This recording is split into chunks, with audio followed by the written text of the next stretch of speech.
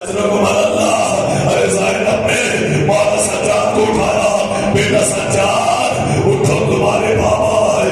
ایک مرتبہ میرے مولا سجاد نے جو اپنے بابا کو دیکھا، ارے زخموں سے چور، بابا سے کہا اے بابا، ارے عباس کہاں گئے؟ قد قتل، ارے عباس مارے گئے، اکبر مارے گئے، قاسم مارے گئے، اے بیٹا اب یا تو بچا ہے یا حسین بچا۔ اجرکم اللہ، اللہ کو کوئی غم نہ دے سوائے غم حسین کے۔ بس نظرانو بیٹے کو ودا کیا، حسین چلے ہیں، حسین چلے ہیں۔ اب جب حسین چلے، ایک مرتبہ روایت کہتی ہے کہ حسین نے فضہ سے کہا جاؤ میرا پرانا کرتا نکال لاؤ، ارے خبردار زینب کو معلوم نہ ہو۔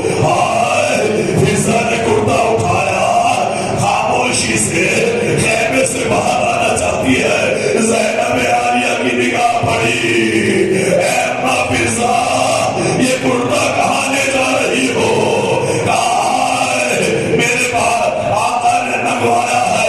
زینب سمجھ گئی یہ وہ کرتا تھا جب میری ماں اس کو سیتی جاتی تھی، روتی جاتی تھی، میں پوچھتی تھی اماں ارے کیوں رو رہی ہو؟ کہا وہ عالم آئے گا جب یہی کرتا ہوگا میرا بیٹا حسین ارے گلے پر شبر کا خنجر چل رہا ہو۔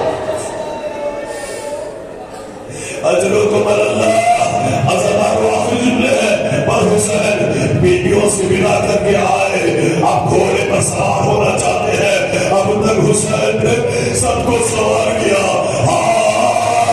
حسین کیسے سوار ہو؟ ارے کون ہے؟ حسین آواز دیتے ہیں اے میرے شاہ سوارو، اے میرے مجاہدوں، اے میرے جوانوں، ارے حسین تمہیں پکار رہا ہے اور تم جواب نہیں دیتے۔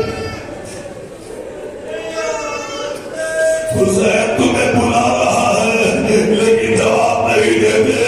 اتنے میں زینب عالیہ آئی، ارے گھوڑے کی لگام پکڑی، اے بھیا ارے زینب موجود ہے۔ اب جو حسین سوار ہوئے، چند گھوڑے صبح سے تھک چکا ہے، 3 مرتبہ گھوڑے کو بڑھانا چاہا لیکن گھوڑا بڑھتا نہیں۔ حسین نے کہا آخری تکلیف ہے، ارے میں جانتا ہوں لاشیں اٹھا اٹھا کر ارے تو تھک گیا ہوگا۔ ایک مرتبہ نظر پڑی، ارے ننھی سکینہ